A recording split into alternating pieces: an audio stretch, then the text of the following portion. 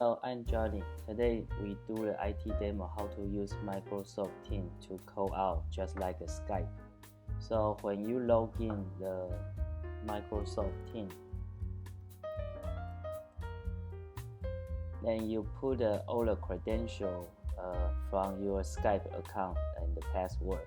Then after that, you will go into this one. So you will direct go to the new feature of the Microsoft Teams. Your first time you will take a while, okay? Then go to the chat. Then there's the right hand side, there's a setting here. Let's call the Skype dial pad.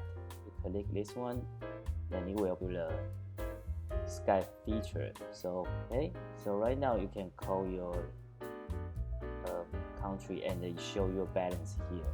So I want to call my hometown Taiwan, something like that.